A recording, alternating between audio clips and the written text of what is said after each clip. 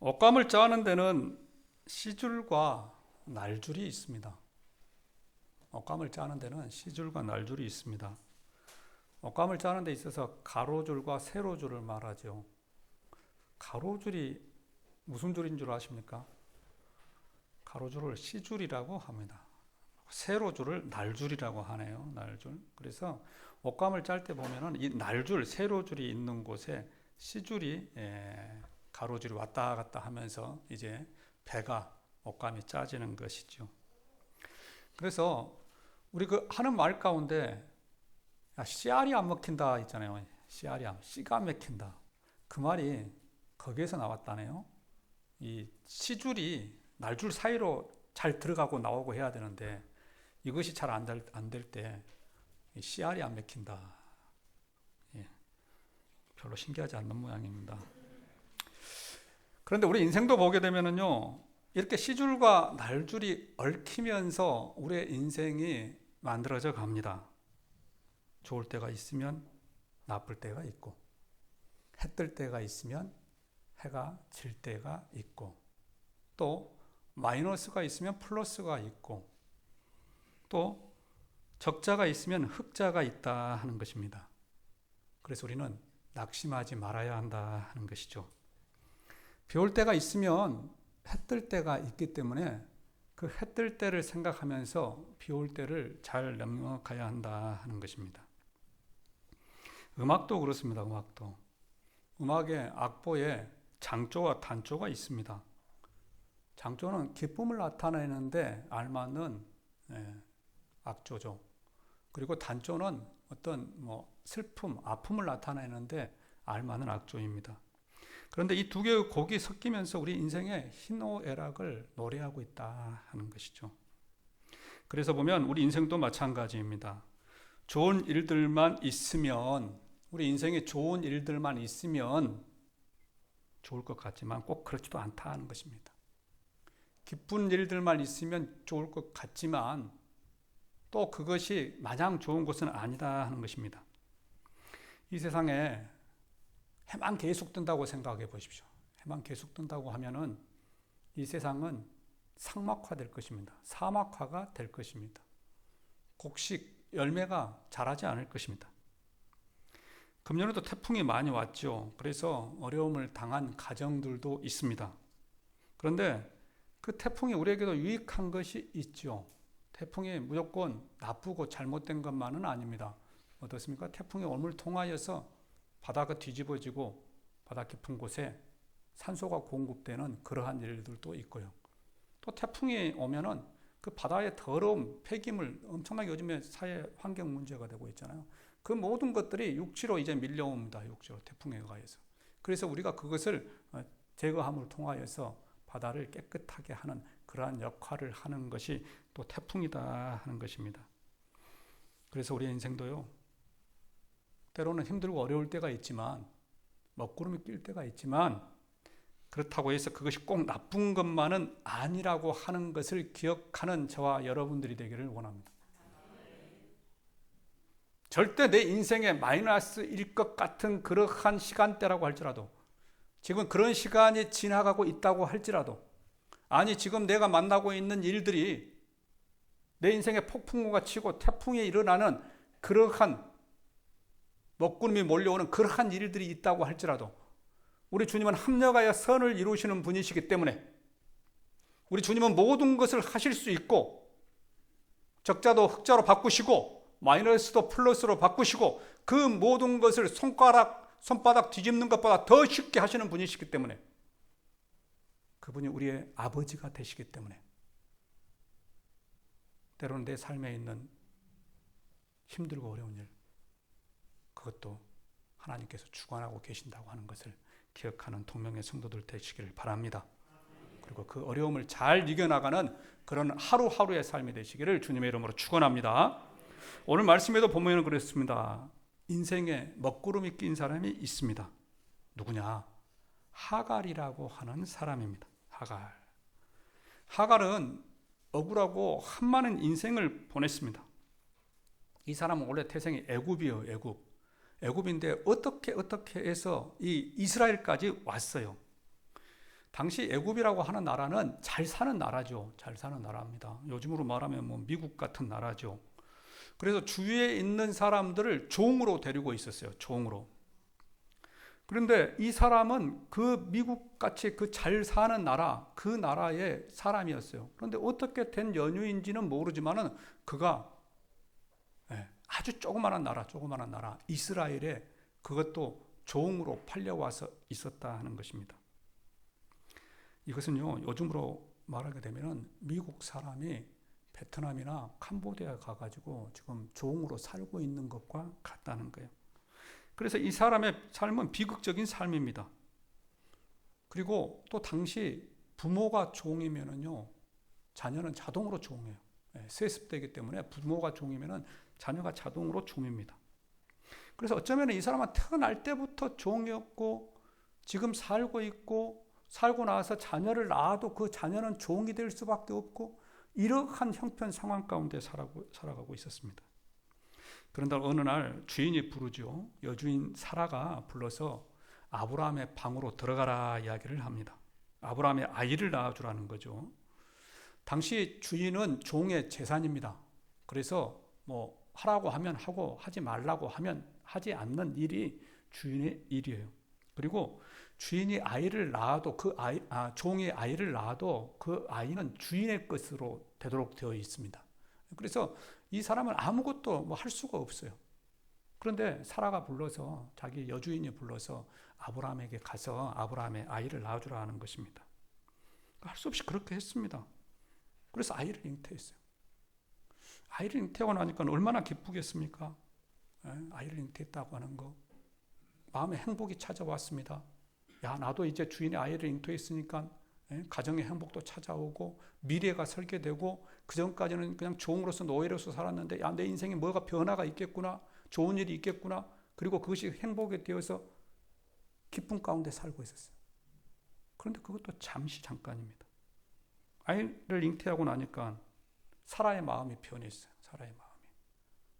그래서 사라가 시기하고 질투합니다. 또 자기 남편 아브라함의 마음이 하갈에게 몸종에게 가는 것을 보고 시기하고 질투하고 학대해요. 그래서 오늘 말씀 6절에 보면 그러잖아요.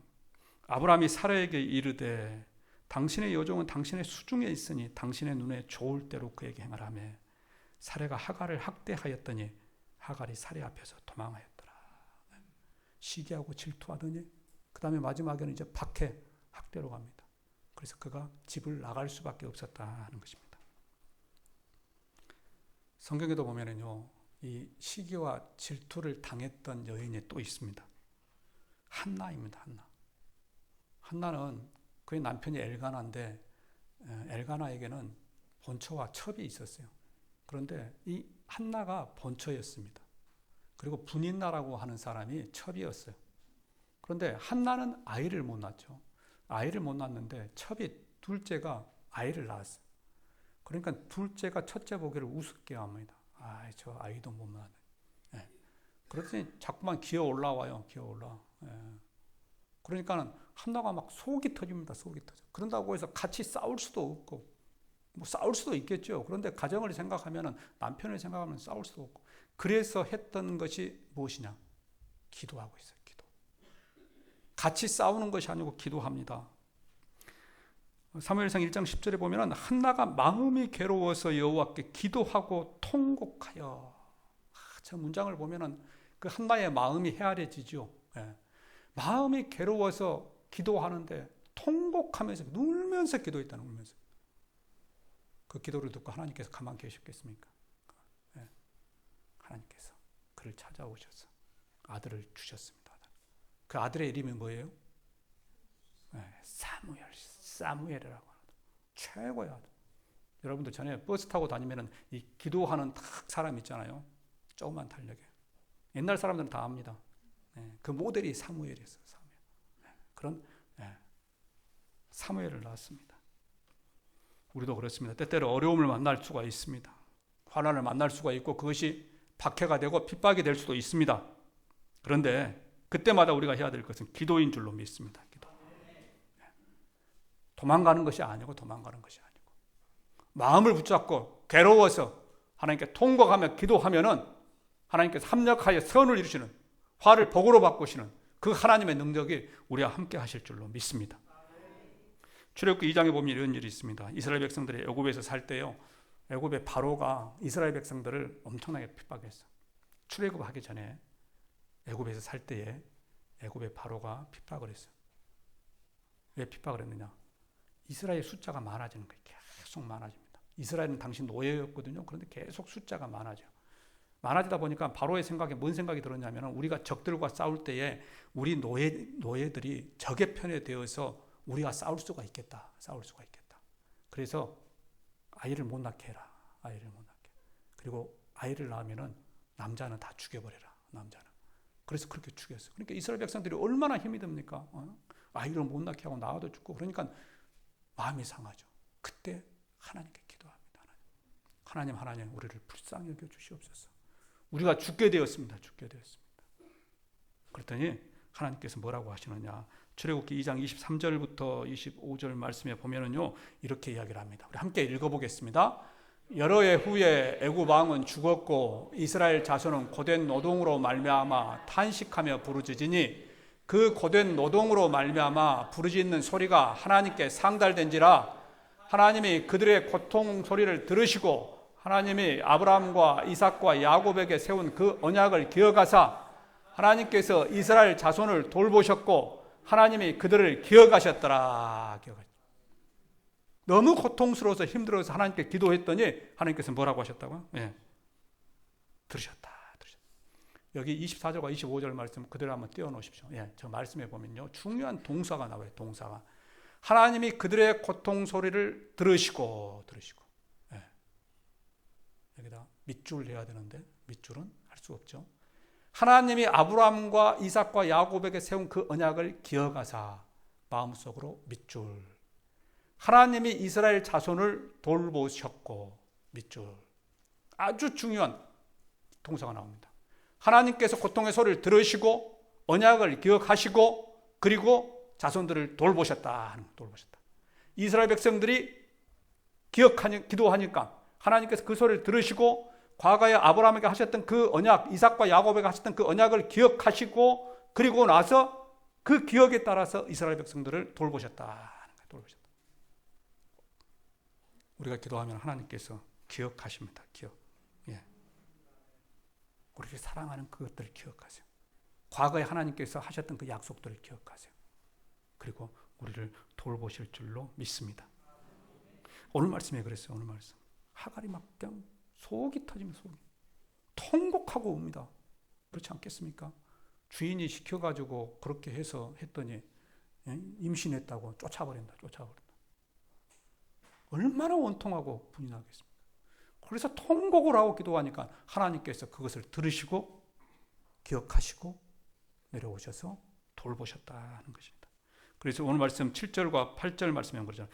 여호와의 사자가 광야의 샘물 곁 곧 술길 샘 곁에서 그를 만나 이르되 사라의 여종 하갈아 내가 어디서 왔으며 어디로 가느냐. 그가 이르되 나는 내 주인 사례를 피하여 도망가나이다.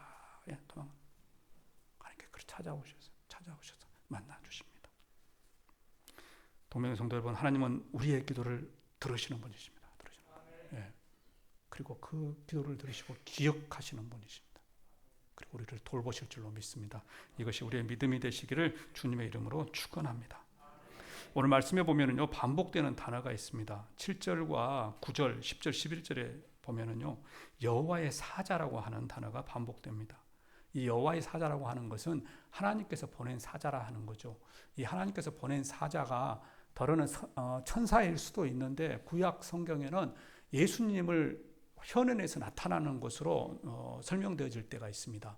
특별히 16장에 있는 이 여호와의 사자는 예수님을 말해요. 예수님. 구약 시대에 계셨던 그 성자 예수님께서 이 땅에 오신 것을 이야기를 합니다. 그런데 그분이 오셔서 하갈을 위로하시고 격려하신다 하는 거예요. 우리 주님의 또 다른 이름은 보혜사죠. 보혜사. 보혜사는 변호하시고 격려하시고 위로하신다는 거예요. 그런데 그분이 우리와 함께 하신다 그랬잖아요. 예수 그리스도를 나의 구주로 고백하면은 그분이 저와 여러분들과 함께 하십니다. 그 보혜사가 위로하시고 격려하시는 분이 우리와 함께 하십니다. 이것을 기억하는 저와 여러분들이 되기를 원합니다. 하나님이 나를 격려하고 계시고 위로하시고 계시다. 나를 보호하신다 하는 것입니다. 이 세상에 나 혼자 사는 것 같지만 내 인생에 먹구름이 끼고 비바람이 쳐서 인생을 나 혼자 살아가고 있는 것 같아 보이지만 나에게는 이 세상을 창조하시는 예수 그리스도가 함께하고 계신다는 것입니다. 이것을 기억하는 저와 여러분들이 되기를 원합니다. 사실 이 하갈이라고 하는 사람은요, 성경에서 그렇게 중요한 인물이 못 됩니다. 아브라함의 첩이었죠. 그가 낳은 아들이 이스마엘입니다. 이스마엘은 우리가 잘 알죠. 지금 중동 지역의 조상이 이스마엘입니다. 이스라엘 사람들, 이스라엘은 조상이 아브라함이고 중동에 있는 사는 사람들 조상은 이스마엘이에요. 예. 그런데 이 이스마엘의 대모가 하갈이에요. 하갈. 그래서 이 사람은 대접을 받을 수가 없는 사람입니다. 그럼에도 불구하고요, 하나님은 그렇게 생각하지 않았어요. 하갈도 사라와 동일하게 생각합니다. 동일하게 생각을 해요. 하갈을 찾아온 예수님께서 하나님의 천사가 이렇게 이야기를 하죠. 10절에 보면 여호와의 사자가 또 그에게 이르되 내가 너 씨를 크게 번성하여 그 수가 많아 셀 수 없게 하리라. 너 씨를 번성하여 셀 수 없게. 이것은 아브라함에게 하셨던 약속입니다. 그래서 아브라함의 후손이 이렇게 많아지는 거예요. 그런데 이 약속을 이스마엘의 어머니 하갈에게도 약속을 하셨어요. 그래서 이 중동 지방의 사람들도 그렇게 많아질 수밖에 없었습니다. 하나님께서 하신 축복이에요. 축복. 그래서 중동 지방이 사라질 수가 없어요. 사라지질 않아요. 왜? 하나님께서 중동 지방도 그렇게 축복을 해 주셨기 때문에. 무슨 말씀이냐? 하나님은요, 모든 사람을 다 사랑하십니다. 모든 사람을. 좀 형편이 어렵고, 또는 조금 어떤 학벌이 좀 낮고, 건강이 좋지 못하고, 또 삶의 여유가 없고, 힘들게 살고, 그래서 하나님을 좀 멀어져 있고, 좀 죄를 짓고 있고, 그래서 하나님이 버리는 거 미워하는 것이 아니고, 하나님은 이런 사람이나 저런 사람이나 동일하게 하나님께서는 사랑하신다 하는 것입니다. 이것을 기억하는 저와 여러분들이 되기를 원합니다. 하나님은 저와 여러분을 사랑하시는 분이십니다. 두 번째로, 그래서요, 하나님은 고통당하는 자의 부르짖음을 들으시는 분이십니다. 어느 누구의 기도도 들으신다는 거죠. 이제 하나님은 하갈을 찾아오셨습니다. 그리고 말씀하십니다. 10절에 보면은 여호와의 사자가 또 그에게 이르되 내가 너 씨를 크게 번성하여 그 수가 많아 셀 수 없게 할 것이다. 그러고 나서 11절에서는 여호와의 사자가 또 그에게 이르되 너가 임신하였은즉 아들을 낳으리니 이름을 이스마엘이라. 예. 여호와께서 내 고통을 들으셨습니다. 그래서 그 이름을 정해줘. 그 아이의 이름을 이스마엘이라고 하는 단어는 이름은 하나님께서 들으신다는 말입니다. 하나님께서 들으신다. 모두 다 들어주신다. 모두 다 들어주신다. 한번 생각해 보십시오. 지금 하갈은 어려움 가운데 있습니다. 사라로부터 쫓겨났죠. 쫓겨나서 무엇을 가지고 나와 쫓겨난 것이 아니고 어디 집이 있는 것이 아니고 산과 들에서 헤매며 살고 있습니다. 오늘은 어디서 자야 될지, 내일은 무엇을 먹고 살아야 될지 막막합니다. 그런데 또 그의 뱃속에는 아이까지 있습니다. 그런데 그때 하나님의 사자가 찾아오셔가지고 말씀을 하십니다. 하갈아, 걱정하지 말라. 하갈아, 내가 너와 함께 할 것이다. 내가 너를 지켜줄 것이다. 너가 임신하였으니까 아들을 낳을 것이다. 그 아들의 이름이 이스마엘이다. 이스마엘. 하나님이 들으신다. 내가 들어주신다. 걱정하지 말아라. 얼마나 힘이 됐겠습니까? 얼마나 위로가 되었겠습니까? 얼마나 기쁨이 되었습니까? 하나님께서 그를 찾아오신. 우리 동명의 성도들도 이런 하나님의 음성을 늘 들으면서 살아갈 수 있기를 원합니다. 요즘에 우리나라를 좀 보면은 그렇습니다. 참 우리나라가 어렵죠. 정말 막다른 골목으로 가고 있는 것 같습니다. 여야, 진보, 보수, 나뉠 대로 나누어 있죠. 서로 물고 뜯고 상처가 납니다. 그런데도요, 그 상처를 싸매주는 사람이 한 사람이 없어요. 정말 가슴 아픈 것은, 제가 정치 이야기는 잘 안 하는 편입니다만은 그 상처를 싸매주는 사람이 없어요. 싸매주는 사람이 없어요. 그런데 그 상처를 싸매주신 분이 우리 그리스도다 하는 거예요. 그리스도. 하나님이 우리 상처를 싸매주셔야 돼요. 예수님께서 우리의 상처를 싸매주셔야 합니다. 그래서 우리는 우리나라를 하나님 앞으로 인도해야 할 줄로 믿습니다. 저는 수요일 기도회 때 우리 나라를 위해서 기도하면서 제가 자주 드리는 그러한 멘트가 있습니다. 우리나라가 이 상황이 조선시대 말기와 같다 이런 말을 제가 많이 합니다. 정말 기도하면서 생각해보면 정말 조선시대 말기와 같습니다. 구한말 대한제국이 시대 우리나라 조선시대는 늘 나뉘었잖아요. 사색당파, 노론, 소론, 또 남인, 북인 우리나라는 늘 나뉘어 왔습니다. 개화파, 수구파. 그래서 어떤 사람들은 일본을 의지하자, 어떤 사람들은 미국을 의지하자. 그런데 지금도 보면은요, 그때와 비슷한 상황이에요, 비슷한 상황. 그럼에도 불구하고 위로가 되는 것은요, 그럼에도 불구하고 감사가 있는 것은요, 그때의 상황과 지금이 다른 것이 딱 한 가지가 있어요, 딱 한 가지. 그것은 지금은 기도하는 사람들이 있다는 겁니다. 기도하는 사람들. 그 구한말 때 대한제국 때는요, 우리나라에 복음이 전파되지 않았기 때문에 기도하는 사람이 없었어요. 나라를 위하여 기도하는 사람이 없었습니다. 그런데 지금 우리가 살고 있는 이 시대는 나라를 위하여서 기도하는 사람들이 있다는 것입니다. 이것이 그때와 다른 점이다 하는 거예요. 우리나라에는요, 이런 사람들이 많아야 합니다. 기도하는 사람들이 많아야 해요. 기독교라고 하는 이름을 가지고 정치를 하는 사람들이 많은 것이 아니라 정말 나라를 걱정하면서 나라를 품고 기도하는 그러한 사람들이 많아야 합니다. 다니엘 기도회는요, 이런 기도를 하기 위하여서 모인 것이 다니엘 기도입니다. 나라를 위해서 기도하자는 거예요. 가정을 위하여서 기도하자는 거예요. 자녀를 위하여 기도하자는 겁니다. 나라가 깨어지고 그래서 누가 하나 보듬는 사람이 없고 치료하는 사람이 없을 때에 우리 그리스도인들이 하나님께 기도함을 통하여서 하나님께서 우리나라를 치유하시고 만져주시고 회복시켜달라고 기도하자고 모이는 모임이 다니엘 기도회다 하는 겁니다. 우리 가정이 깨어지고 40%가 이혼하게 되고 수많은 자녀들이 부모의 사랑을 받지 못하고 길거리로 내몰리고 있는 청소년 범죄가 일어나고 성폭력이 일어나고 그럼에도 불구하고 이 나라에 안고 품고 싸매는 사람이 없는 이 시대 가운데 다니엘 기도회는 그러한 우리나라를 품고 우리 가정을 품고 우리 자녀들을 품고 기도하자고 하는 것이 다니엘 기도회다 하는 것입니다. 다니엘 기도회는요, 다니엘서 9장에서 시작된 기도회죠. 아시는 분들 계시겠습니다만은 다니엘서 9장에 보면은 다니엘이 그때 당시에 이스라엘은 바벨론 포로가 되었습니다. 우리가 포로가 된 것처럼 그렇게 포로가 되었어요. 그때 다니엘이 나라를 보면서 기도한 것이 다니엘 기도예요. 애통을 하면서 기도합니다. 다니엘이 애통을 하면서 기도해요. 나라를 걱정하면서 하나님 우리 나라를 불쌍히 여겨 주십시오. 긍휼을 베풀어 주십시오.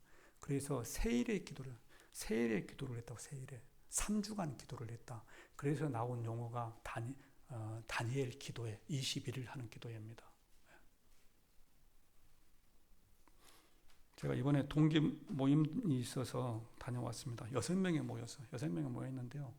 5명이 다니엘 기도회 이야기를 나왔거든요. 5명이 다니엘 기도회를 금년에 시작한다고 합니다. 다니엘 기도회가 22년 동안 지금까지 진행되었던 기도회예요. 그런데 다 모르고 안 하고 있었는데 이번에 5개 교회가 간다고 우리가 깜짝 놀랐어요. 근데 그 가운데 2개 교회가 TV를 받았더라고요. 네. 그리고 5개 교회가 한다고 하니까 한 개 교회는 그럼 우리도 하겠다. 그래가지고 시작하기로 했습니다. 뭔가 좋은 일이 있을 것 같습니다. 뭔가 좋은 일이.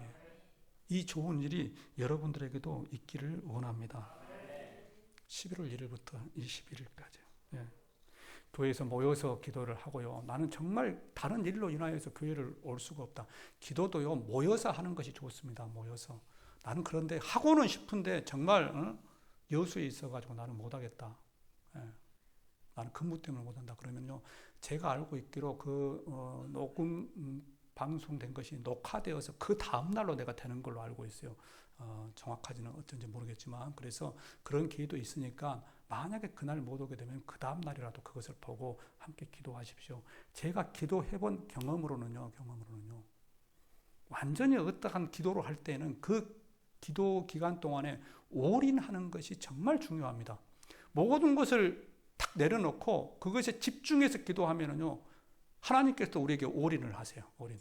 그런데 그냥 내가 해야겠다 말아야겠다 하다가 바쁘면 그만두지, 이렇게 해가지고는요 절대 은혜를 못 받습니다. 절대 은혜를 못 받아. 정말 전심으로 그것에 올인할 때에 하나님께서 부어주시는 것들을 저는 정말 많이 봐요. 많이 봐. 그래서 어떨 때는 기간 동안에 부족했다 그러면은, 뭐 저는 40일 작전 기도 막 그렇게 하고 했잖아요. 그러면은 기도했다 그러면은 그 기간에 빠진 시간이 있어요. 그럼 다음에 그걸 채워서 넣었어요. 채워서는 40일 지나고 나서도 빠진 기간 동안 채워서 넣었습니다. 무슨 말씀이냐? 바쁘고 힘든지만은 이 좋은 기회잖아요. 이거 좋은 기회. 사실 이런 일들을 작은 교회는 할 수가 없어요. 할 수가 없습니다. 이러할 때에 여러분들이 한번 그 맛을 한번 봐보시라 하는 것입니다. 말씀을 맺습니다. 제가 말씀드린 가운데 이런 예화가 하나 있죠. 물 1cc가 1도 높아지기 위하여서는 1칼로리의 열량이 필요하다는 말씀을 드리죠. 물 1cc가 1도 높아지기 위하여서는 1칼로리의 열량이 필요합니다. 그래서 물을 끓이면은 1칼로리씩 이렇게 증가할 때마다 물이 1도, 2도, 3도, 4도, 5도 이렇게 쭉 올라가요. 그런데 그렇게 1칼로리가 소모가 되는 것은 99도까지입니다. 99도. 99도까지는 그렇게 소모되다가 99도에서 100도, 100도가 끓는 점이죠. 비등점이죠. 그래서 이 99도에서 100도 물이 끓기 위하여서는 1칼로리의 열량 가지고는 안 된다는 거예요. 이때에 필요한 열량은요 539칼로리입니다. 539. 그냥 1도, 2도, 3도, 4도, 5도, 6도 올라갈 때는 조금만 끓여도 그것이 올라가는데, 정말 은혜 받는 자리, 축복 받는 자리, 그 100도 물이 끓는 그 지점에 도달하기 위하여서는 마지막에 539도의 강력한 칼로리가 있어야 한다 하는 거예요. 이번 다니엘 기도회가 539칼로리의 열량을 쏟아넣는 그러한 시간이 되기를 바랍니다. 오른교회라고 하는 그 교회에서 22년 동안 마음을 먹고 온 성도들이 합심하여서 기도하면서 준비하고 있는 기도, 이것은 기적이 일어날 수밖에 없습니다. 기적이. 그런데 그 준비한 것만큼에 도달하게 같이 함께 준비해 가는 사람이 그 기적을 체험하게 될 줄로 믿습니다. 저는 여러분들이 그 기적의 주인공이 되시기를 원합니다. 그냥 그렇게 교회에 왔다 갔다 하면서 신앙생활 하면은요, 우리 신앙에 절대 진보가 없습니다. 하나님의 어떤 분이신가 만날 수도 없고 하나님의 능력을 체험할 수도 없습니다. 이런 사람은 10년, 20년, 30년, 40년 가나 똑같은 신앙생활을 합니다. 그러나 이러한 기회에 마음을 다하여서 기도하면서 우리 인생을 한번 올인해 보면은요, 내가 생각하지 못했던, 내가 알지 못했던 그 하나님의 큰 능력을, 그 크신 하나님의 사랑을, 그 크신 하나님의 은혜를 체험하는 축복이 있을 줄로 믿습니다. 제가 이것을 설교를 준비하면서 마음에 감동이 있어서 그동안에 안 나온 분들에게 10몇 명에 제가 문자를 보냈어요. 집사님, 성도님 내일 봅시다. 내일 만납시다. 좀 은혜 좀 끼치고 다니기도 참. 오늘 그분들 한 분도 안 보이시네. 여기 계신 여러분들이 우리 교회에 바람을 일으키시길 바랍니다. 바람. 예. 그럴 때 하나님의 능력이 나타나게 될 줄로 믿습니다. 이것이 우리의 믿음이 되시기를 주님의 이름으로 축원합니다.